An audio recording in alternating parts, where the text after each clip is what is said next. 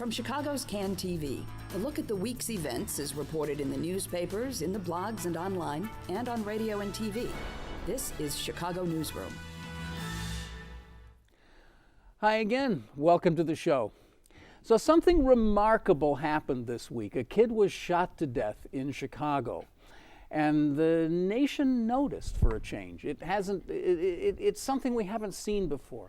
Hadia Pendleton's life was not any more special than any of the other 41 people who were killed just this January, but her story broke through.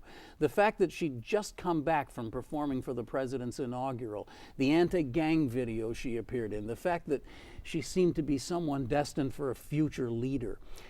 Father Pfleger, the mayor, the police chief, even the White House, they all made press statements, but truth be told, they had very little to say. Nobody seems to have a clue how to solve Chicago's murder rampage, and from here, the current debate on the national scene in Congress just seems almost irrelevant. Assault rifles, high-capacity clips, outlawing them, even confiscating them. It's not going to make any difference here in Chicago because everybody who wants one already has a handgun. So we begin this review of a somber week with two very dedicated reporters who've for many years been covering the communities that are affected by this violence. Wendell Hutson joins us from DNAInfo. He's covering Chatham, Englewood, and Auburn Gresham for DNAInfo. And he's also been with the Chicago Crusader, the Defender, the Tribune. It's just great to have you on the show for the first time. I'm so happy to have you here. Happy to be and here. Also Chip Mitchell's joining us, old friend. He's been here before, but Chip Mitchell covers Humboldt Park and the West Side for WBEZ's Humboldt Park Bureau.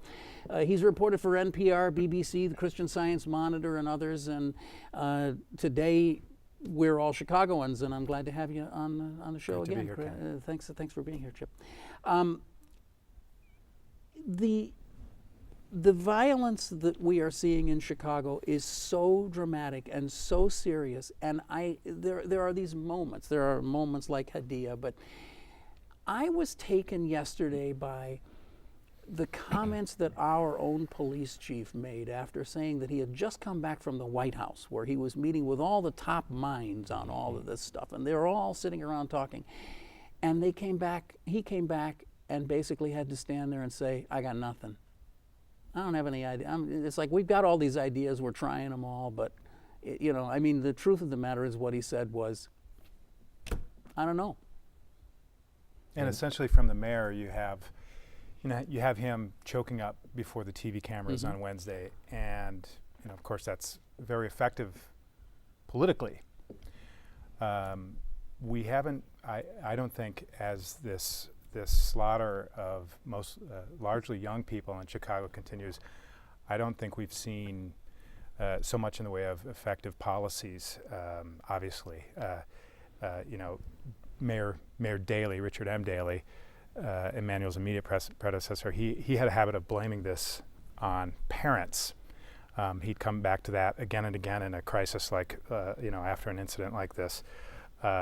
Mayor Emanuel has, like Daley, he's reshuffled the police around.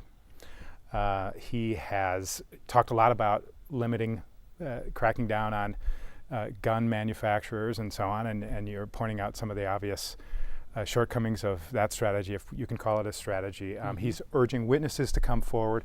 I see a thread through all of these responses, which is no significant additional resources to deal with the problem. And it seems intractable. I agree with you, but we haven't really seen yet any big investments at any point, any major shifts to channel resources to deal with this problem. And I think to me, the things that sort of stick out that have to be tried that have not been tried is you have to have wraparound social services and educational services beginning at the pre-K level, extending to the parents, not just dealing with the young people with the guns, but in these neighborhoods. And we have a jobs crisis in these communities. Right. African American unemployment is somewhere around 19-20% in Chicago. That's the third highest of any urban area in the country. Among African American youths, it's much higher than that, and we have a similar problem with Latino youths. And so we're not seeing any resources for jobs. And so where are those resources? Mayor Daley and Mayor Emanuel when they wanted to bring the Olympics to town, when they wanted to bring NATO to town, they were able to very quickly, with their friends in the business community, they were able to raise tens of millions of dollars really quickly in a matter of months for those events. We've never seen that sort of response to this crisis. Maybe we need an infrastructure trust, kind of a thrust for something else.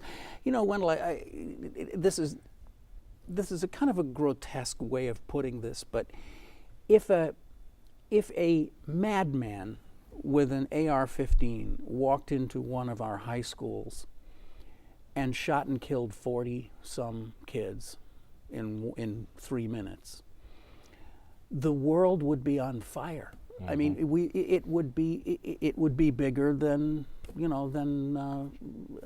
than Connecticut.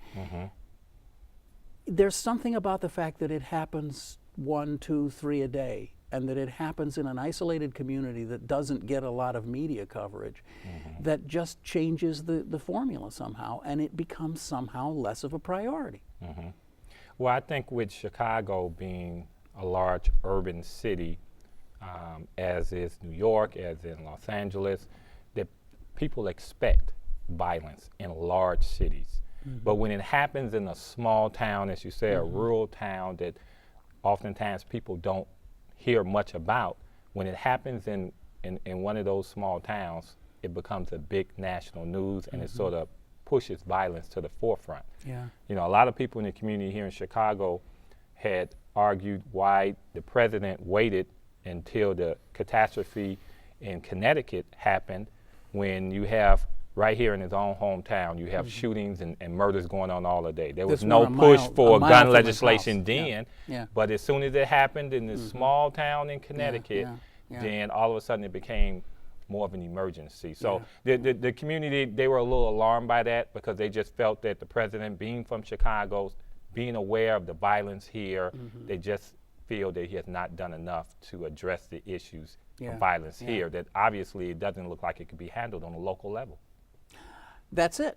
I mean, that's what it is, isn't it? There is this sense that our mayor and our police chief and the business community and the religious community have all just kind of come to a point where they're just saying, well, as I said, we got nothing. I mean, what we're offering up is we would like to get some celebrities to come in here and say, don't be afraid to tell who stop the no snitch policy. Like the no snitch thing is what's causing all of this.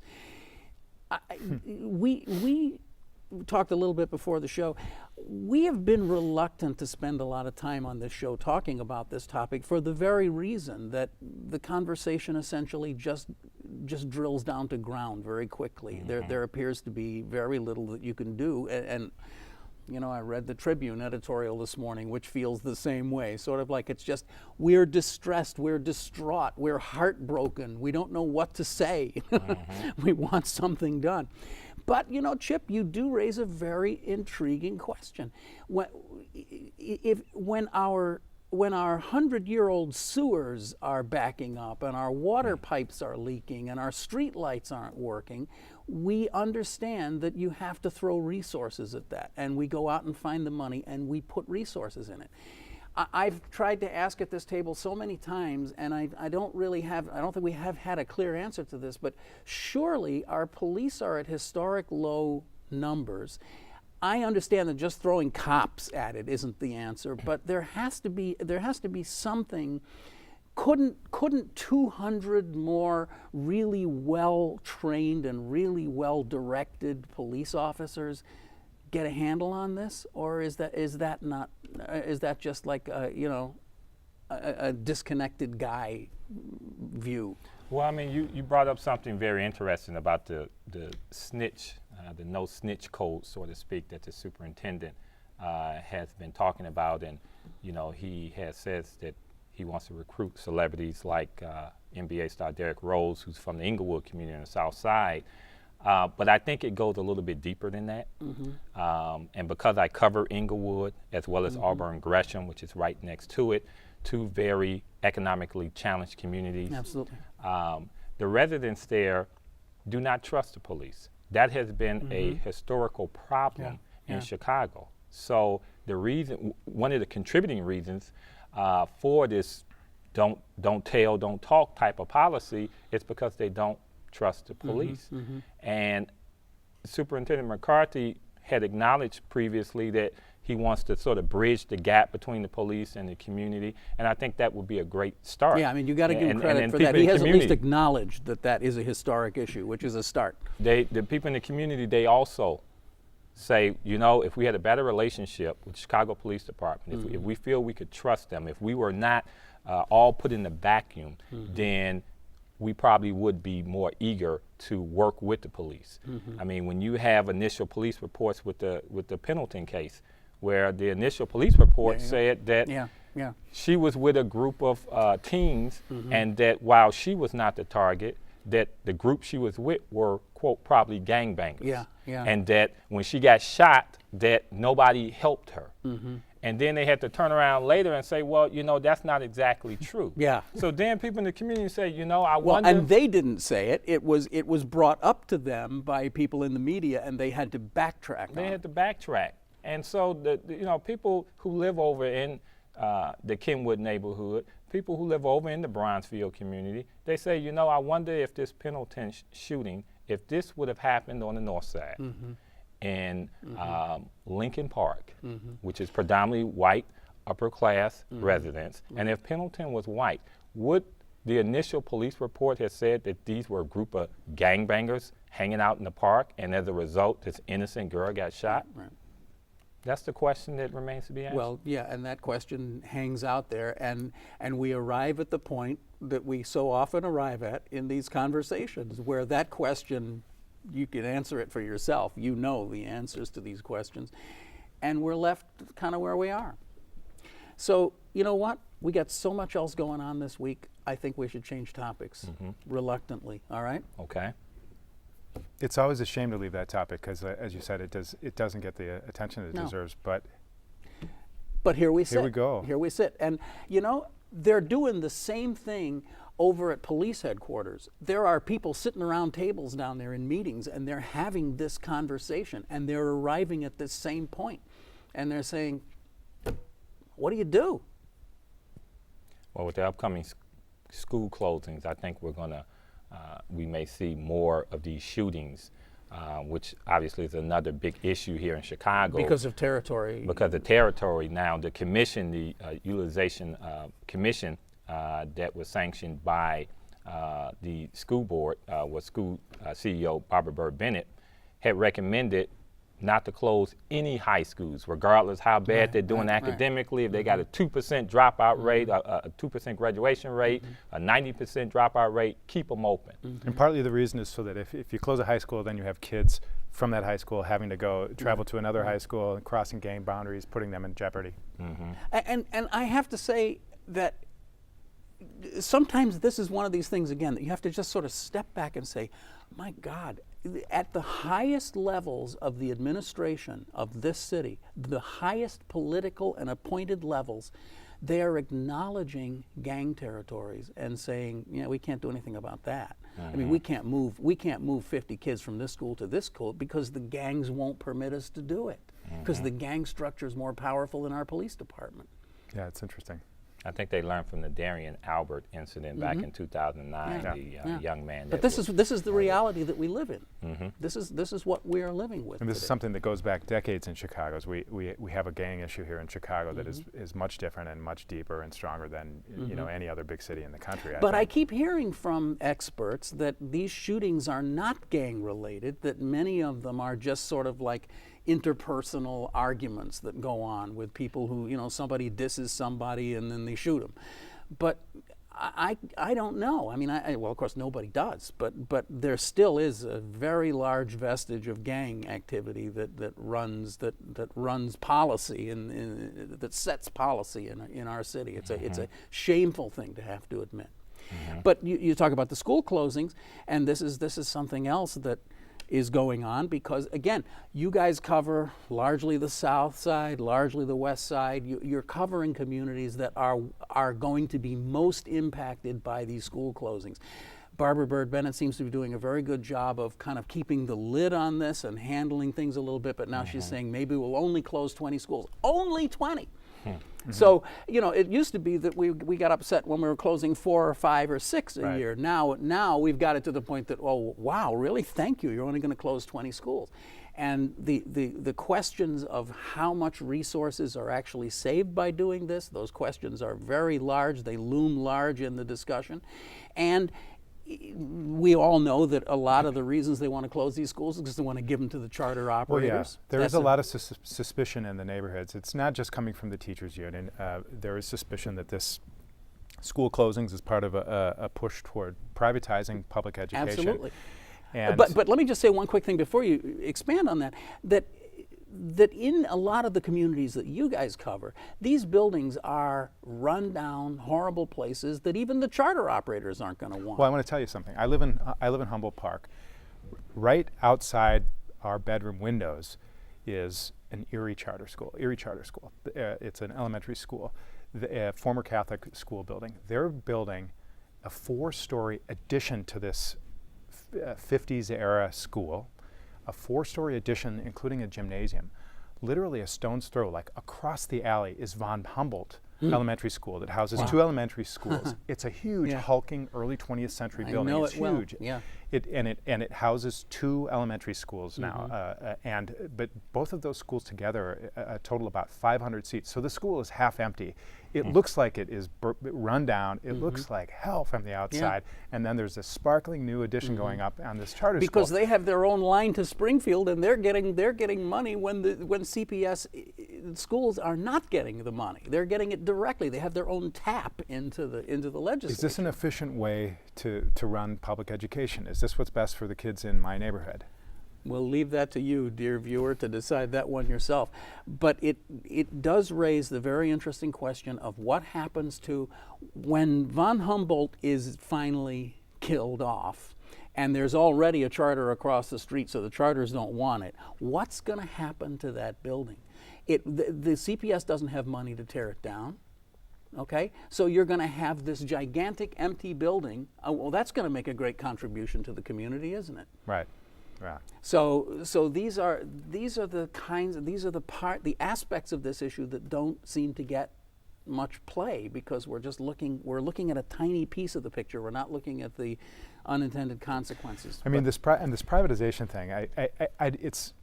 There's a lot of opposition to school closings that has nothing to do with fears about privatization. But this issue is not going to go away, and it keeps coming to our attention when you see news like the Walton Foundation is funding this community education engagement process that CPS has set up about these school closings. The Walton Foundation, of course, is money from Walmart, and they are the main, the largest private funder, one of the largest private funding sources for charter schools across the nation, including here in Chicago. Walton was behind, it was the sole original funding source for the State Charter School Commission, a story that we broke on at WBEZ.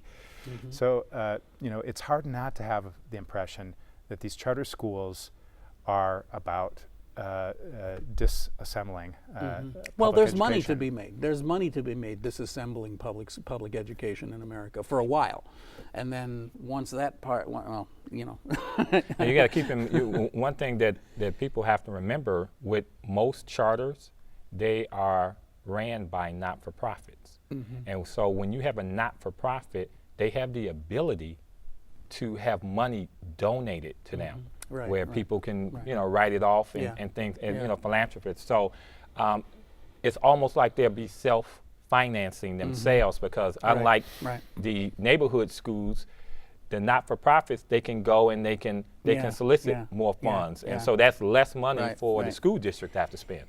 I just looked at the clock. We've got less than 10 minutes left. We got to hurry. We got to move.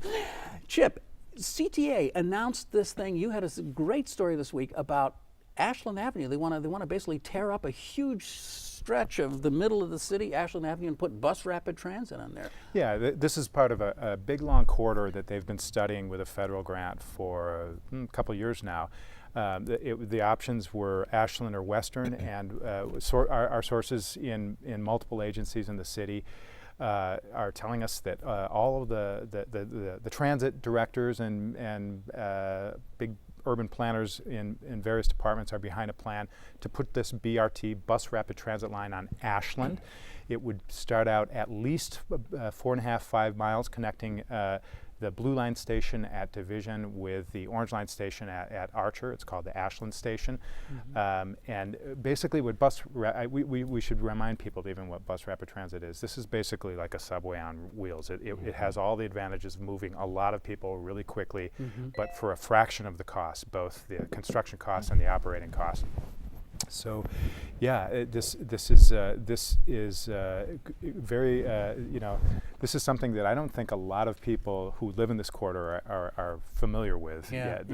It's going to be life-changing in both positive and negative ways. I mean, I happen to think it's a great idea because we're never going to see the kind of money that we saw in the 30s and 40s to build subways. That's just not going to happen again, at least not in our lifetimes. And so you have to have these alternatives. I just got back from Los Angeles, where they've got a lot of BRT out there, and it really is cool. I was riding some of these BRT systems that are pretty impressive. And the United States, we really haven't actually seen gold standard BRT like what we have in various cities of the third world, including Bogota, Colombia, which has the most advanced bus rapid transit system in the world. And so what they're talking about here on Ashland Avenue would be a model for the country. It's probably the most ambitious bus project on the drawing boards right now. And so they're talking about running the buses down center lanes, eliminating one lane of regular traffic on each side, so you'd be down to one lane of regular one lane for cars and trucks, preserving the parking lanes, no bike lanes, limiting the left turn. So those are the two things that have got some business interests in the corridor starting to grumble, which is, to put it mildly, they're organizing, limiting the left turns and eliminating a lane of traffic. Well, the response from the city planning professionals is, we're actually not going to decrease the traffic capacity. As a matter of fact, the cars will move only slightly slower, and you're going to have buses moving about 80% faster. So actually, we'll be moving a lot more people through the corridor. Wendell, let's talk about the Jesse Jackson congressional race. It's coming up, right? It's right around the corner. So it looks like Debbie Halverson's going to win, and because she's going to bring all the pro-gun people together, and she's going to build this little coalition. She's going to win, so that's really all there is to cover, right? Well, a lot of the political experts think that Debbie probably will be one of the main contenders. The 2nd Congressional District is a very large district. It stretches from Hyde Park all the way out to Kankakee.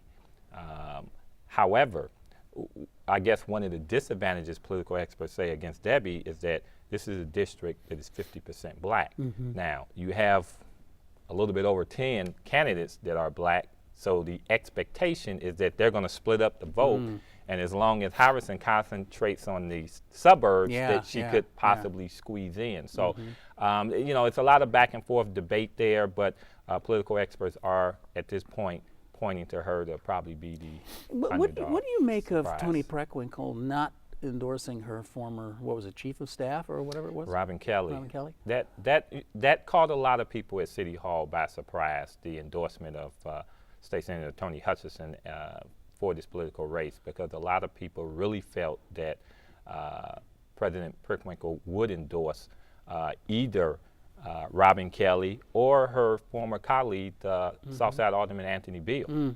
So that came sort of out of the loop, and just yesterday, I believe a group of black ministers also endorsed State Senator Hutson, and is now urging a one black candidate that everybody can get behind, so that you don't sort of split the vote. We've seen that on almost every election, including the last mayoral election. Not a plebiscite. We're not going to have another plebiscite. So it remains to be seen. Has that ever actually happened? I mean, it happened with Harold Washington. Have we seen it since? I don't think we've seen it since the Harold Washington and Tim Evans back then, when those two were around. Chip, we cannot let these last few minutes drip by here without talking about a story that you did a few weeks ago about and it's way too complicated, but it's a wonderful story about how business operates in Chicago and why we have people in Chicago who live below the poverty line and what can happen to them. Can you do the 2-minute elevator version of the story? You're talking about a shift in our whole economy toward temporary workers, temporary around quotes. What really defines them is we're all temporary workers now. Right.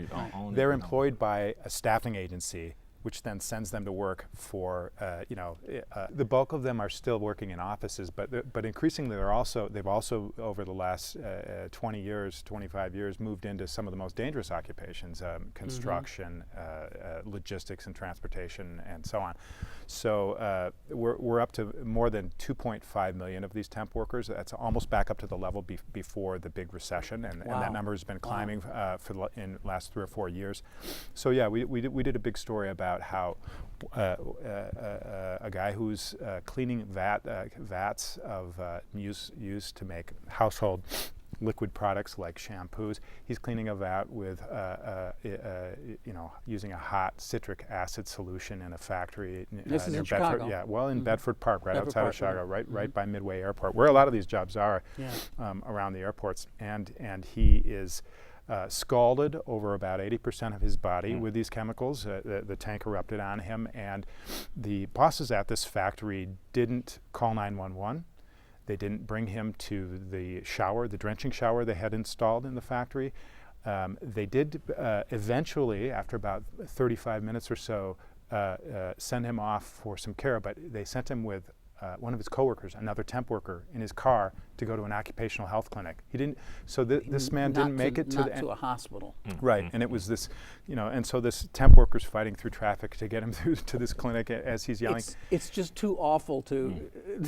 I mean, I really want you to go and check this story out. It's at WBEZ.org, and it's called 98 minutes. We call the package. Minutes that's how long it took him to get to appropriate care. If you Google 98 minutes, you'll get right to it. It's an absolutely incredible story, and it really focuses on this whole idea that companies don't have to have responsibility for their workers anymore. They can hire a second party group that will bring them in. I mean, I know that we've complained about that's what the city's doing too. The city's doing this with the privatization. They're just bringing in contractors, and then the contractors are bringing in separate agencies who are staffing up their contracts. So what happens is nobody's responsible for the health and it's much harder for the workers to organize unions. It's harder for state and federal regulators to keep tabs on them because they're so fearful, so they're not reporting. And who's responsible for training and safety conditions? It becomes a big murky mess. And positions that should be paid a very responsible salary are getting paid minimum wage with no benefits. Clearly with no benefits. The solution to this one is not like the other stuff. There's a simple solution to this. You have to get on all the boards of all these companies and fire the CEOs, and then hire a staffing agency to tell the CEO, okay, you got fired, but we're going to hire you again at $8 an hour to come in and run the company without benefits because we have to save money somehow. Guys, we're totally out of time. I'm so happy to have had you here. I hope you'll come back, both of you, again, because we got so much more to continue our conversation with. Thank you, Ken. You have been watching Chicago Newsroom, and I want to thank Chip Mitchell from WBEZ and Wendell Hutson from DNAInfo. Great new news source. You should check that out, DNAInfo.com. Yes, you've been watching Chicago Newsroom here on Ken TV. You know all that. And you know that there's this little address right here where you can watch this program any old time you want, or you can check us out on iTunes, audio podcast, video podcast. We'll come to your house and do the show, whatever we have to do to get you to watch. Thanks for being with us, and we'll see you next week on Chicago Newsroom. I'm Ken Davis. Take it easy.